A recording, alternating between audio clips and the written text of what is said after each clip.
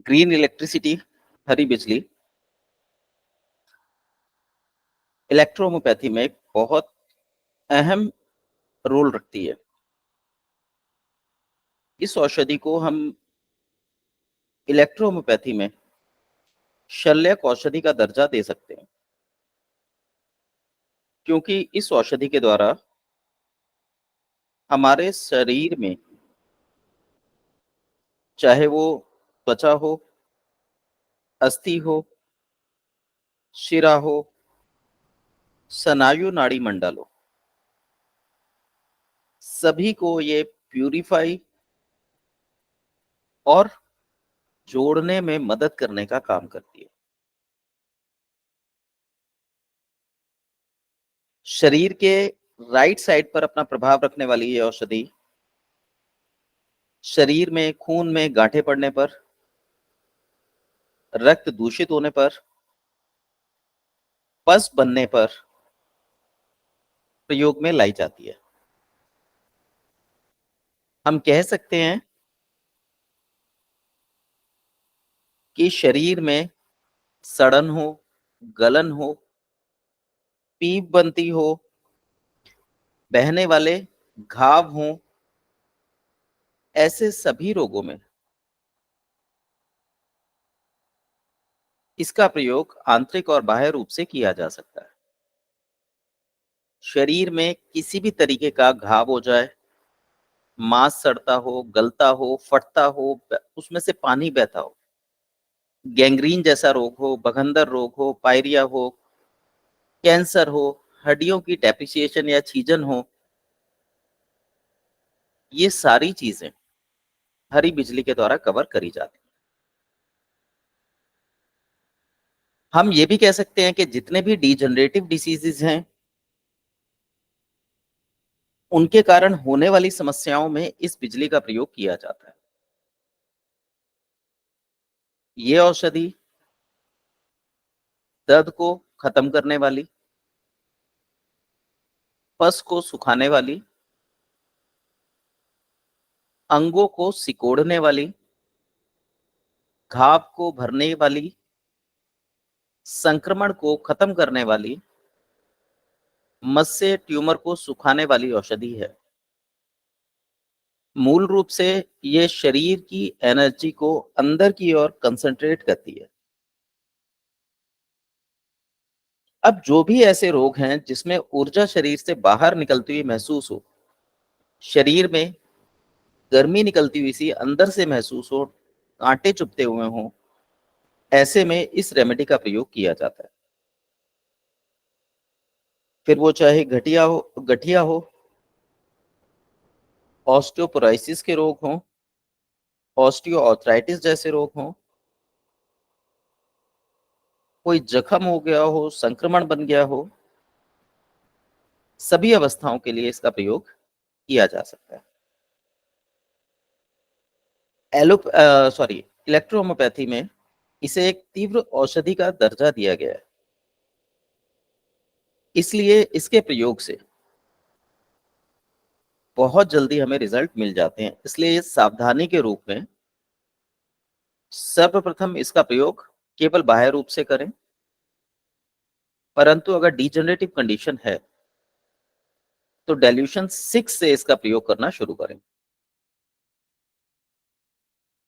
ये बहुत तीव्र है, कैसे भी दुर्गंध युक्त घाव हो, ब्लड का क्लॉट बन जाए, कहीं पे ट्यूमर बन जाए, सख्त गांठ हो, त्वचा में मस्से बनते हो, किसी प्रकार का उभार हो, श्लेष्मिक कला जरूरत से ज्यादा बनती हो, बवासीर, गूदा में फोड़ा होना, फोड़े ना पकना, ऐसी अवस्थाओं में इस रेमेडी का प्रयोग लाभकारी होता है। ऐसे ही लंग्स में से यदि नाक के द्वारा, लंग्स की प्रॉब्लम में नाक के द्वारा पीला जुकाम आता हो, ये लंग्स में बहुत बुरे संक्रमण का संकेत देता है। तब भी इस रेमेडी का प्रयोग किया जाता है। ज्यादातर इस रेमेडी का प्रयोग सी ग्रुप की औषधियों के साथ किया जाता है।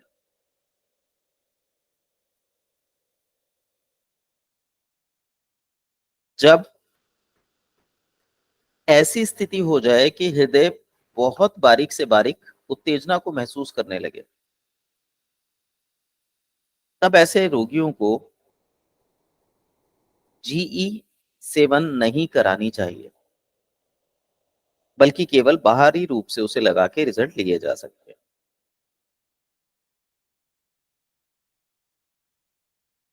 आजकल आप देखेंगे तो उम्र बढ़ने के साथ साथ लगभग हर दूसरे व्यक्ति को त्वचा के मस्से निकल आते हैं। उन मस्सों पर भी ये बिजली प्रयोग की जा सकती है। अगर किसी को फोड़ा हो और वो फोड़ा पक ना रहा हो, तब C5GE का कॉम्बिनेशन लगाना चाहिए। यदि उसमें पस बन जाए तो ये मरहम जो है पकाकर उसको फोड़ने का काम करेगा। इसलिए कार्बंकल जैसे फोड़े और जो बाल तोड़ हो जाता है, ऐसे फोड़ों के लिए ये दवा एक बेहतरीन औषधि के रूप में काम करती है। इनके अलावा भी बहुत सी स्थितियां हैं जब हम इसका प्रयोग कर सकते हैं, जैसे मोच हो गई, गठिया हो गया, मांसपेशियों और जोड़ों में वात का प्रभाव बढ़ जाए, टिटनेस हो जाए, किसी को चेचक हो जाए, इन्फ्लेमेशन बिगड़कर हाइपरनेस का रूप ले ले, दांतों में दर्द हो, इसमें ये बेहतरीन उपचार देती है। ऐसे ही यदि महिलाओं में लिकोरिया की शिकायत है,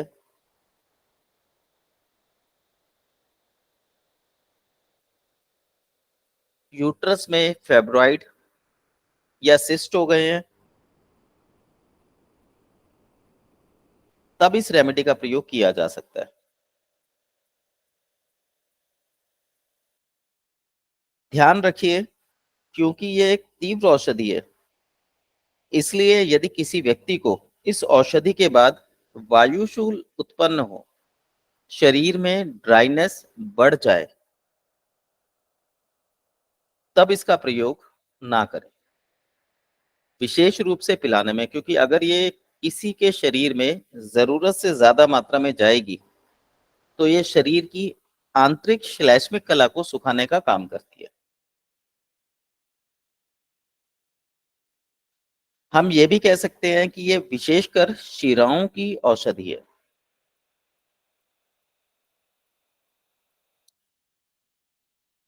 जब भी शिराओं में कोई प्रॉब्लम हो, शिराओं की कोशिका में कोई प्रॉब्लम हो, हृदय के राइट साइड प्रॉब्लम हो,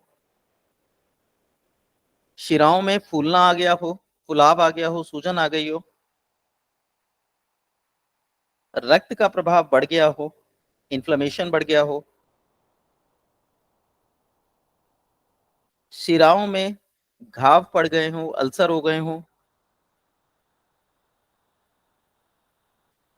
मांसपेशियों और जोड़ों में बाएं बनती हो, तब इस रेमेडी का प्रयोग सी ग्रुप की औषधियों के साथ किया जाता है। किसी भी प्रकार का छूत का रोग हो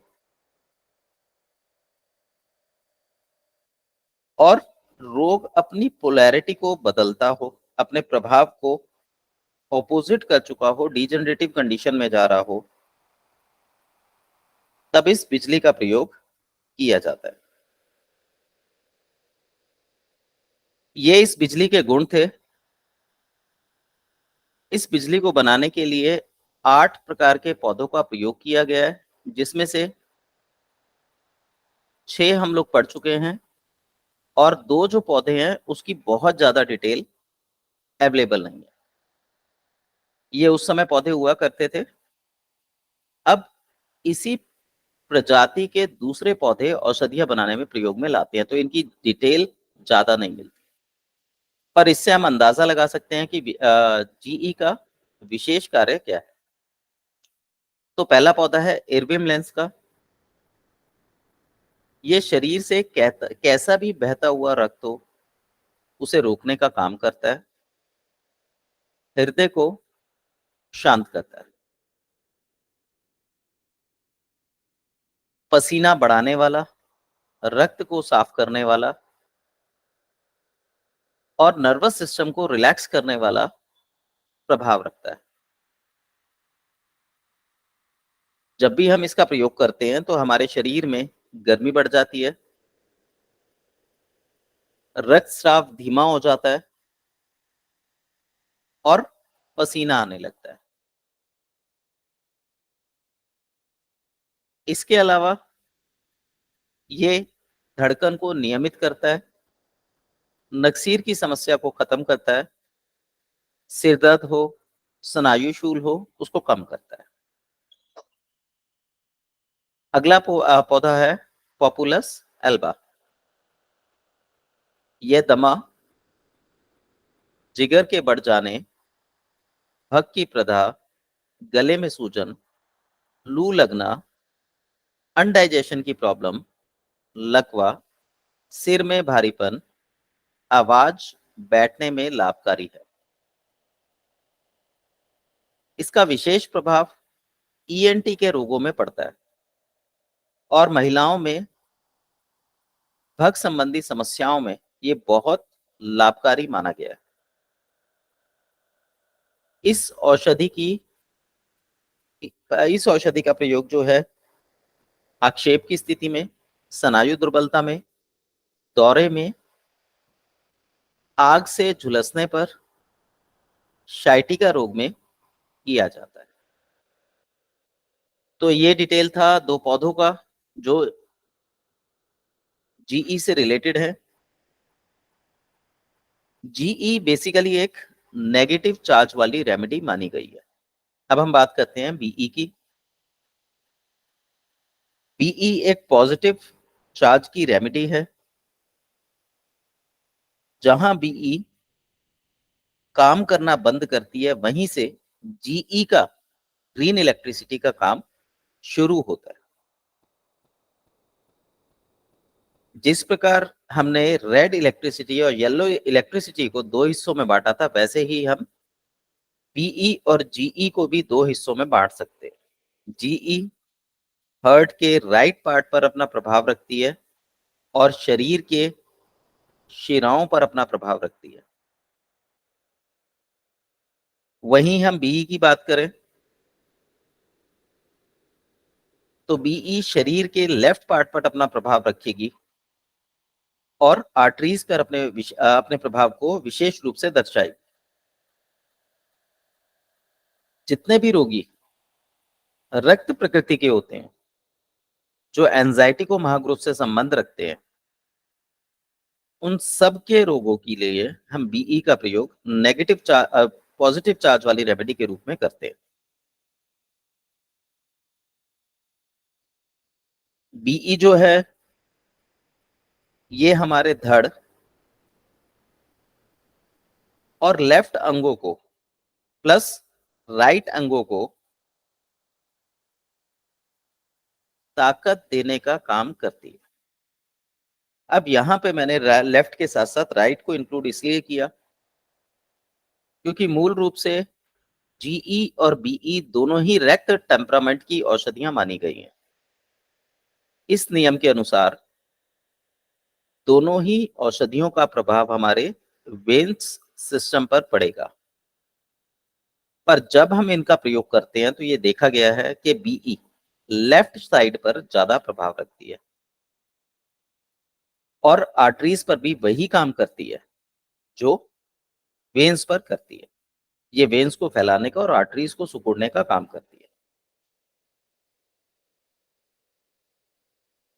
तो इसका प्रयोग करने से शरीर में नसों में सिकुड़न आती है, जिससे खून का दौरे दौरे का प्रभाव बढ़ जाता है।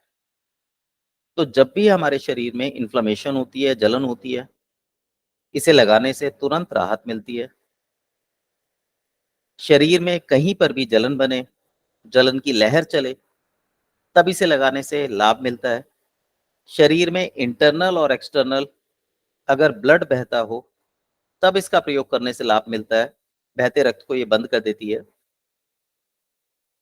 तो हम कह सकते हैं कि ये रक्त को रोकने वाली, धमनी और शिराओं को सिकोड़ने वाली, वात सूत्रों को सिकोड़ने वाली, घाव सुखाने वाली, शांति प्रदान करने वाली औषधि होती है, जिसका प्रभाव मूल रूप से रक्त संस्थान पर पड़ता है। इसके अलावा ये हृदय को बल देती है। जब भी हृदय धड़कन बढ़ी हुई हो, घबराहट हो, बेचैनी हो, इसका लेप करने से राहत मिलती है। जो भी व्यक्ति शारीरिक या मानसिक रूप से नकारात्मक ऊर्जा को महसूस करता है, ऐसे व्यक्तियों के लिए इस बिजली का प्रयोग किया जाता है।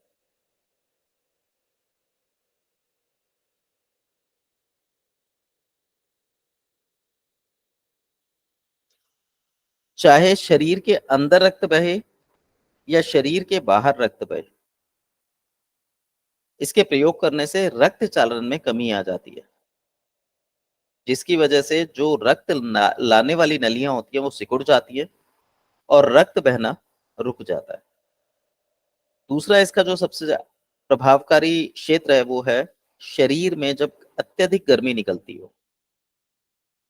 जब शरीर अग्नि से जल जाए या एसिड से जल जाए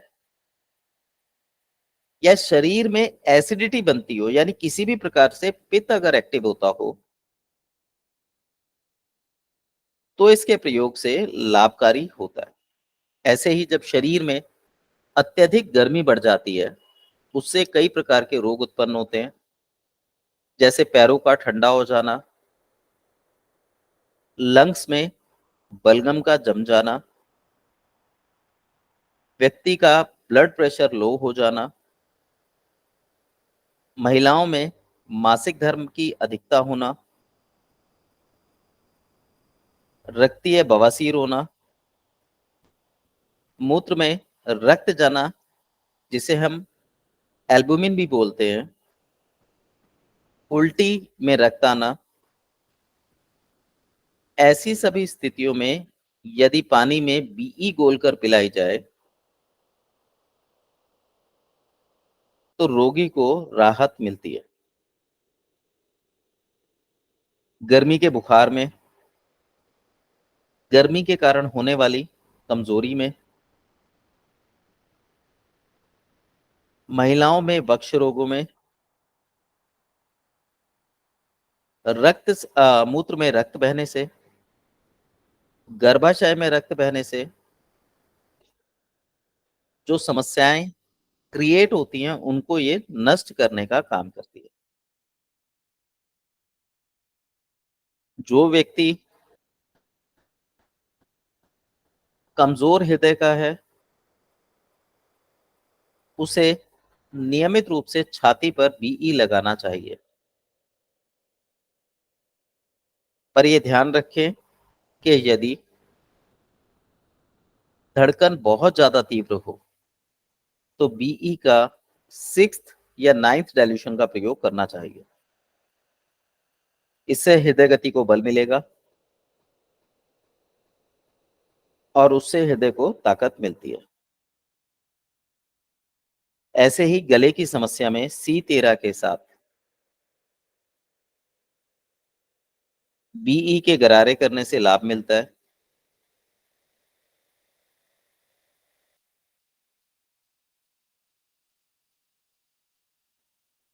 बीई को बनाने के लिए लगभग 7 पौधों का प्रयोग किया गया है, जिसमें से 4 हम लोग पढ़ चुके हैं। सेम इसके पौधों की डिटेल भी ज्यादा अवेलेबल नहीं है, तो जितनी अवेलेबल है वो आप लोगों के साथ शेयर कर रहा हूं। पहला है पीनस मैरिथमा।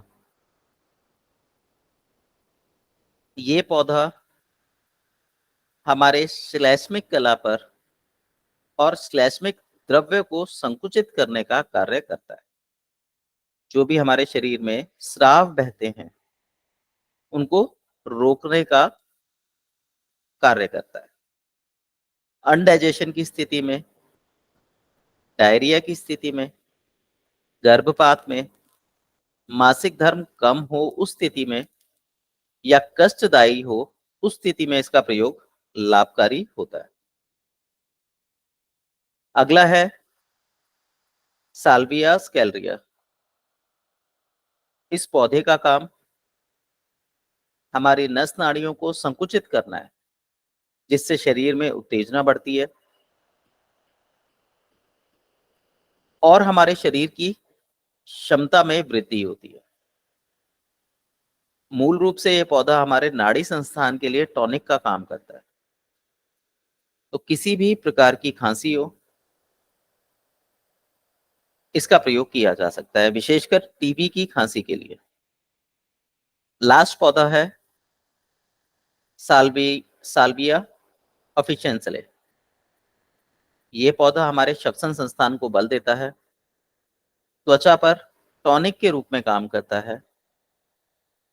ऐसी खांसी जिसमें रात को ज्यादा पसीना आता हो, रात के समय खांसी बढ़ जाती हो, गद्दे पर जाते ही, पलंग पर जाते ही खुजली चालू हो जाती हो,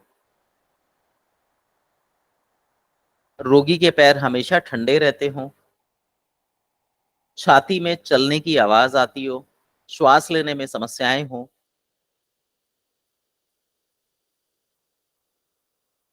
ब्लड प्रेशर लो रहता हो, नाड़ी की गति कम हो, ऐसी समस्त अवस्थाओं में शक्तिवर्धन का काम करती है। ये स्रावरोधक, यक्ष्मानाशक, वातनाशक और मृगी रोग का, जो मिर्गी के दौरे पड़ते हैं, उनको खत्म करने का काम करती है। इसके अलावा जो सेरेबल पैल्सी होती है, जिसे हम स्नायु पक्षाघात के नाम से भी जानते हैं, उसको भी खत्म करने का काम करती है। तो ये हमारे टोटल 114 प्लांट्स थे जो हमने औषधियों के माध्यम से पढ़े हैं। टेल्यूशंस पर हम लोग काम कर चुके हैं, इसके बारे में पहले जानकारी दी जा चुकी है। यहां पर मैंने कुछ फार्मूले लिखे हैं, आप लोग क्लिक कर लीजिए। मैं इसको थोड़ा बड़ा कर देता हूं ताकि आप आराम से क्लिक कर सकें। ये फार्मूले आपके दवाई बनाने में प्रयोग में ला सकते हैं आप लोग, परंतु साथ ही साथ ध्यान रखिए कि यहाँ पर प्रॉपर कोई फार्मूला नहीं है। बस इतना बता रखा है कि डाइजेस्टिव सिस्टम के लिए, जैसे पहला है डाइजेस्टिव सिस्टम का, डाइजेस्टिव सिस्टम के लिए आप S1, S2, S10, F1 stomach के लिए प्रयोग में ला सकते हैं, पेट के लिए।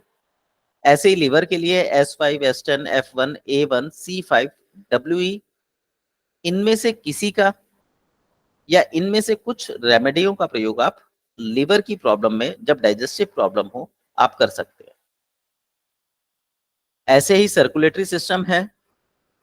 आर्टरी के लिए आप A1 और BE का प्रयोग करेंगे, वहीं वेन्स के लिए A2 और BE का प्रयोग करेंगे। इस तरीके के कॉम्बिनेशंस हैं। जब आप दवाई बनाते हैं तो ये कॉम्बिनेशंस, ये चार्ट आपकी मदद कर सकता है। नीचे लिम्फेटिक सिस्टम है।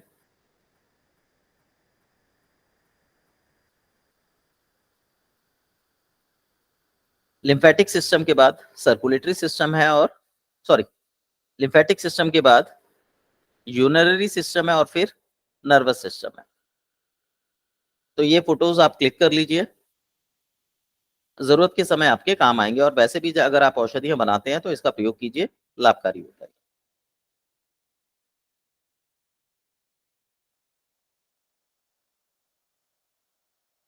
एक्यूट कंडीशन में रोगी को औषधि कैसी देनी चाहिए? तो ध्यान रखिए, जब भी एक्यूट कंडीशन है तो इसका मतलब यह है कि रोग का प्रभाव बढ़ा हुआ है। ऐसी अवस्था में रोगी को शक्तिकृत औषधि देनी चाहिए, जिसका अर्थ यह हुआ कि आप हाई डाइल्यूशन का प्रयोग करेंगे, बार बार उसको औषधि देंगे आराम आने तक।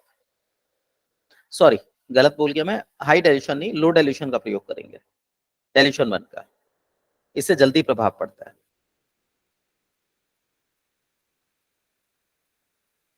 अगर दवा देने के बाद भी, फर्स्ट डाइल्यूशन ना सर? हाँ जी, फर्स्ट डाइल्यूशन।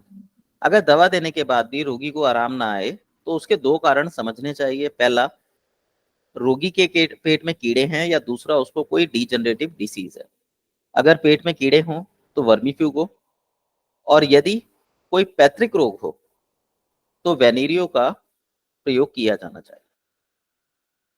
इसके साथ साथ पीने के अलावा मरहम, लोशन, कंप्रेस आदि भी करना चाहिए।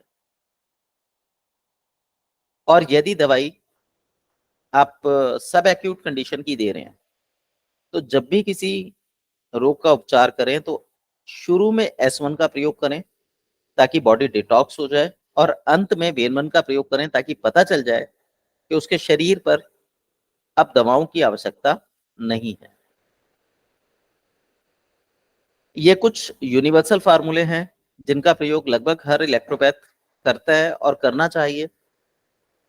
ये हमारी दवाओं के प्रभाव को बढ़ा देते हैं। इसके अलावा अगर हम इस फार्मूले का प्रयोग करते हैं तो वैसे ही 30-40 दिन में बॉडी अपने आप को न्यूट्रलाइज कर देती है। जब बॉडी न्यूट्रलाइज होती है तो रोग कोई भी हो उसका प्रभाव कम हो जाता है। यदि इसके साथ हम मूल दवा चलाएं जो उसके बीमारी से संबंधित है तो प्रभाव बढ़ जाते हैं। तो इसमें प्रकृति के अनुसार, रोगी की प्रकृति के अनुसार खाना खाने से पहले S1 या L1, S1 प्लस L1 या S2 प्लस L1 का सेवन किया जा सकता है। यदि वात संस्थान की समस्या हो तो F1 और WE भी इसमें जोड़े जा सकते हैं। खाना खाने के बाद एस्टन का प्रयोग, यदि पेट में अल्सर बनते हो, जलन बनते हो, खाना पचने में समस्या आती हो तो C10 का प्रयोग भी किया जा सकता है। यदि एक व्यक्ति ये कहता है कि मैं दोनों पैरों पर खड़ा होता हूं तो मुझे अनुभव होता है कि मैं एक पैर पे खड़ा हूं, एक पे नहीं खड़ा, या वजन उस पे नहीं पड़ता, तो S10 की बनस्पत C10 का प्रभाव ज्यादा अच्छा रहता है। ऐसे ही आप पेट साफ रखने के लिए सलास का प्रयोग कर सकते हैं। ध्यान रखिएगा, सलास मोशन लाने की दवा नहीं है। सलास हमारे पेट की पैराफेलिक मूवमेंट को, जो आंतों की पैराफेलिक मूवमेंट होती है, उसको बढ़ाती है और उसमें श्लेष्मिक कला को पैदा करती है, जिसके कारण आराम से मल निकलता है। तो सलास को कभी भी ये मत समझिएगा कि ये पेट साफ करने की दवाई है कि हम इसको देंगे अगले दिन खुल के पेट साफ होगा, जैसे कि अन्य पैथियों में होता है। हमारी पैथी की खासियत है, ये किसी भी रोग को ठीक नहीं करती, ये बॉडी की फंक्शनिंग को रेगुलेट करती है, जिससे बीमारियां ठीक होती है। तो सलास जो है वो सिर्फ आंतों की पैराफिलिक मूवमेंट को रेगुलेट करती है। आवश्यकता पड़ने पर इसके साथ S10, वर्मीवन, वाई का प्रयोग या C10 का प्रयोग सोते समय किया जा सकता है।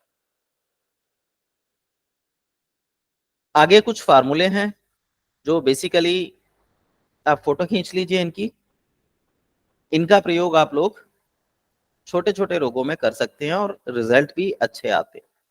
बस यहाँ पे आपको थोड़ा सा डाइल्यूशन का चुनाव करना होगा कि बीमारी एक्यूट है या क्रॉनिक है। अगर एक्यूट है तो पॉजिटिव डाइल्यूशन, और अगर क्रॉनिक है तो नेगेटिव डाइल्यूशन का प्रयोग कीजिए। जैसे पेट में दर्द हो, ऐठन हो, बदहजमी हो, S1W का प्रयोग करें। ब्लड बढ़ाना हो, प्लेटलेट्स बढ़ाने हो तो S1A3 का प्रयोग करें। किसी को ब्लड टॉक्सिक हो तो S3A3 का प्रयोग करें। इस तरीके से ये फार्मूले दिए गए। ध्यान रखें, हमारी बॉडी में कई तरीके के फंक्शंस होते हैं। यदि आप फंक्शंस को सही तरीके से पकड़ लेते हैं तो पेशेंट का ठीक होना निश्चित है। और क्योंकि हमारी दवाएं बॉडी को रेगुलेट करने का काम करती हैं, इसलिए रिजल्ट भी हमें 5 घंटे से 10 घंटे के दौरान मैक्सिमम मिल जाने चाहिए। अगर आप किसी को सलाह देते हैं और पेशेंट कहता है मुझे मोशन नहीं आया, तो सलाह से निराश मत होइए। सलाह ने अपना काम शुरू कर दिया है, उसमें श्लेष्मा कला बनने लगी होगी, उसकी जीभ पे तरावट आ गई होगी। आप सलाह देने से पहले देखेंगे तो जीभ सूखी दिखाई देगी, सलाह देने के बाद देखेंगे तो जीभ पे तरावट आ जाएगी, जो लक्षण है कि सलाह ने अपना काम शुरू कर दिया। तो जो फार्मूला हमने पीछे यूज किया था, ये उसी फार्मूले का थोड़ा सा एडवांस रूप है। इसमें कमजोरी के लिए हम S1L1 के साथ A3 का प्रयोग करते हैं। ऐसे ही अगर कोई व्यक्ति बहुत ज्यादा दुबला पतला है, हाइपरथायराइड का पेशेंट है, तो S3 के साथ A3 का प्रयोग किया जाता है। इसके अलावा कोई भी व्यक्ति बीमार तब पड़ता है जब इम्यूनिटी कमजोर हो जाती है। तो इम्यूनिटी बढ़ाने के लिए L1, F1, when 1, Varam 1, WE का कॉम्बिनेशन बनाकर रख लीजिए। सेकेंड डाइल्यूशन खाली पेट में प्रयोग कराइए। आप देखेंगे कि आपके पेशेंट्स को जल्दी लाभ मिलेगा। अगर किसी को बार बार बुखार चढ़ता हो, बुखार की समस्या हो, तो आप इसका डाइल्यूशन 1 6 बूंद 6 बार गुनगुने पानी में प्रयोग कराएं। और यदि बुखार नहीं है लेकिन एनर्जी एक पर्टिकुलर समय पर कमजोर हो जाती है, या बुखार जैसा फील होता है, या हाइपरनेस आ जाती है पेशेंट में, तो इसका सेकेंड डाइल्यूशन प्रयोग कराएं आवश्यकता के अनुसार।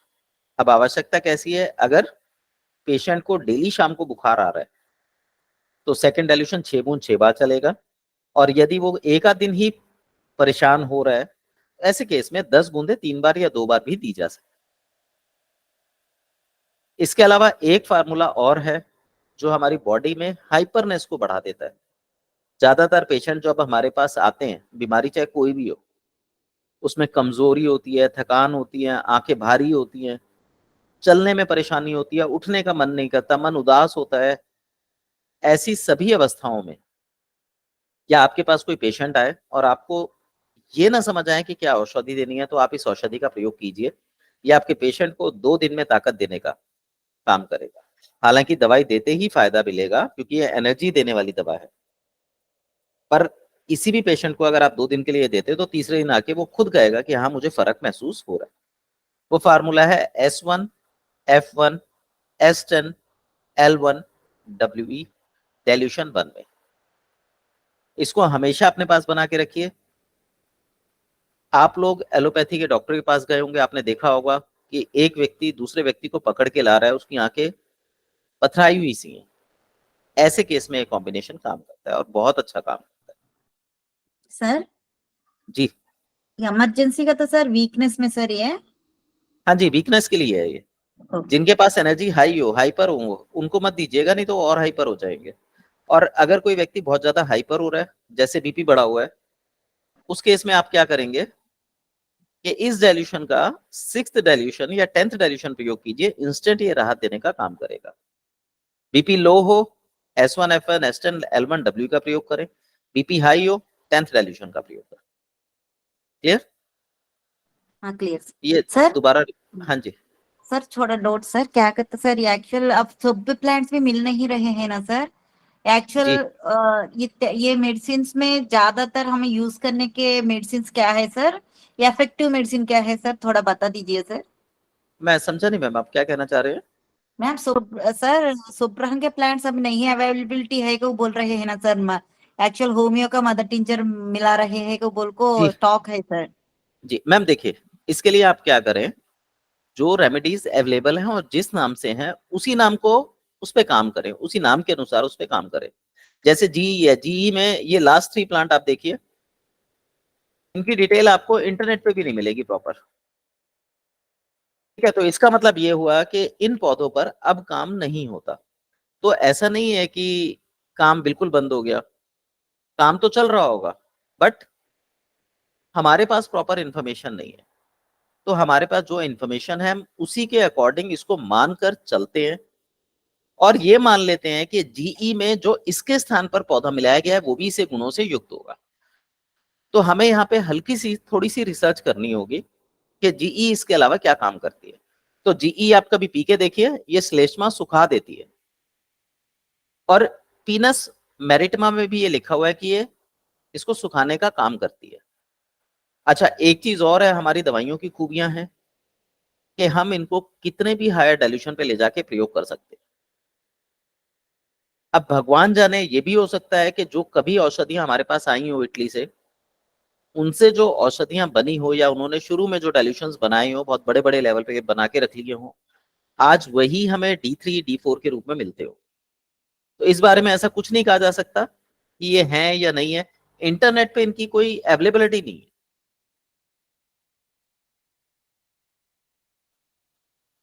ठीक है, और होम्योपैथिक दवाइयां भी इसमें नहीं आती।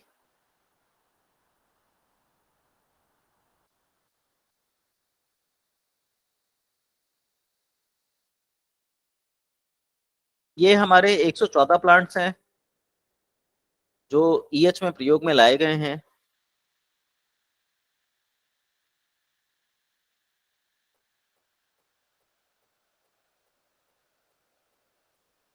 अब बात करते हैं तेल की। आप तेल बनाने के लिए साधारणतः कोई भी तेल ले सकते हैं। बेटर रहता है तिल का तेल लें या सरसों का तेल लें। उसके अंदर आप जरूरत के हिसाब से इलेक्ट्रिसिटी दूसरे कॉम्बिनेशन के साथ मिलाकर बना सकते हैं डाइल्यूशन 1 के रूप में। या मैं कहूंगा कि जैसे आप D3 से D4 पहले बनाइए और D4 के बाद औषधियां बनाना चालू कीजिए, तो आप यहाँ पर D4 का प्रयोग करिए ऑयल बनाने के लिए। इसमें मात्रा जो है वो लगभग 60 बूंदे 50 ml पर रहती है। इससे उसका जो प्रभाव होता है तेल का वो बहुत अच्छा आता है। आप इस तरीके से तेल बना सकते हैं। सर रिपीट रिपीट कीजिए। 60 बूंदे 50 ml पे, हम नॉर्मली 20 बूंद एक मतलब 1 ml लेते हैं ना 50 ml पे, 50 बूंदों पे 1 ml लेते हैं। सर तो हम अगर 50 ml की बात करें तो हमारे कितने ml लगेंगे? 3 ml। 3 ml। ठीक है। कंप्रेस बनाने के लिए आप 1 लीटर पानी में 60 बूंदों का प्रयोग करें, ये काफी इफेक्टिव रहता है। यहाँ ध्यान रखिए, बहुत ज्यादा ठंडा पानी, बहुत ज्यादा गर्म पानी, उसमें हमारी दवाइयां कोई विशेष प्रभाव नहीं दिखा पाती। तो नॉर्मल टेम्परेचर के पानी का प्रयोग करेंगे तो ज्यादा अच्छा रहेगा। इसी प्रकार जो नहाने का पानी होता है उसमें भी आप 60 बूंदों का प्रयोग कर सकते हैं। पैरों को भिगोने का है, 60 बूंदों का प्रयोग कर सकते हैं। प्रभाव को बढ़ाने के लिए जब आपको लगे कि औषधि की मात्रा की ज्यादा जरूरत है, तो 2 चम्मच पानी में 10 बूंदों का प्रयोग कीजिए। ये हमारा इलेक्ट्रो होम्योपैथी का प्लांट्स का सारा सिस्टम था। अब हम लोग नेक्स्ट वीक से, मंडे से, जो हमारे 45 पॉइंट्स है इलेक्ट्रोपैथी के उसके बारे में और जो थोड़ा बहुत बचा है उसके बारे में बात शुरू करेंगे। आप कुछ पूछना चाहते हो तो पूछ सकते हैं।